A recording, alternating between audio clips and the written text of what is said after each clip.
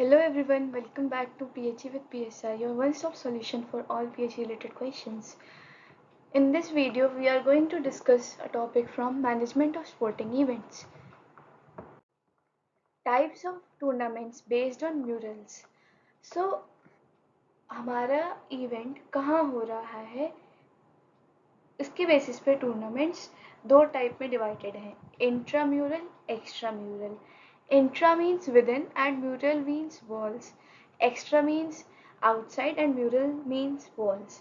तो इंट्राम्यूरल वो इवेंट्स होते हैं स्पोर्ट्स के जो किसी एक सिंगल ऑर्गेनाइजेशन के अंदर होते हैं, for example any school, college और एनी अदर इंस्टीट्यूशन. एंड एक्स्ट्राम्यूरल्स वो इवेंट्स होते हैं जो किसी दो या दो से ज़्यादा ऑर्गेनाइजेशंस जैसे कि स्कूल्स या कॉलेजेस या कंट्री के बीच में होते हैं या district. Now let us study intramural tournament in detail. So it is conducted between players of a single institution, and there are some examples such as inter-house, inter-class sports events which happens in schools. There are some objectives of it.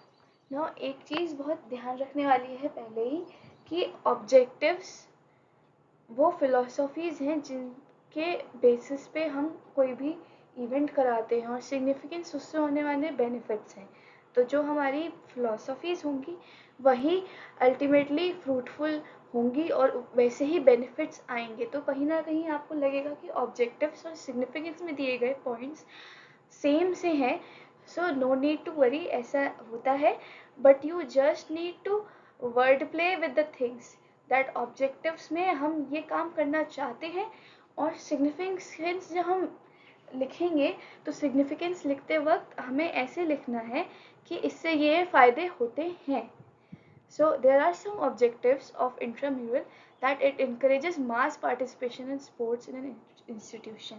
एक समझने वाली बात और ये भी है कि intramural event में हमारा एक इंस्टीट्यूशन के अंदर ही इवेंट हो रहा है, तो हमारा primary objective high level sports performance पाना नहीं है, बल्कि सबको इन्वॉल्व करना है, उनका डेवलपमेंट करना है और कहीं ना कहीं एक्स्ट्रा म्यूरल के लिए प्रिपरेशन करना भी है. So to encourage mass participation in sports, to focus on all-round development of children, to develop values like fair play, respect, friendship through sports, to provide opportunity to compete in a controlled environment, to focus on fitness, wellness and health aspects of children, to promote curricular integration through sports, and to help children to develop personality. Now, what are the significance of it?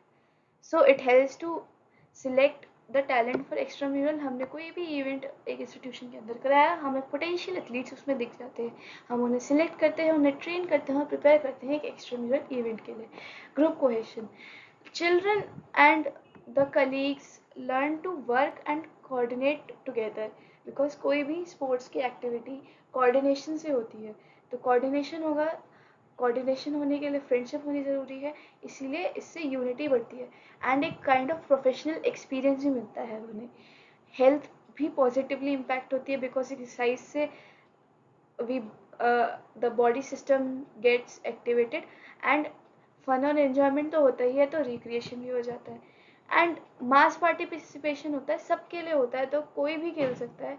Be the person is not so much good at the sport, but he or she can participate in it. This is just like the philosophy of community sports कि enjoyment is the first priority. Now extramural tournament.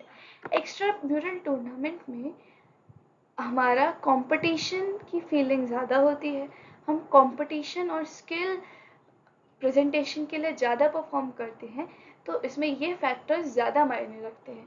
Extra means outside and mural means walls.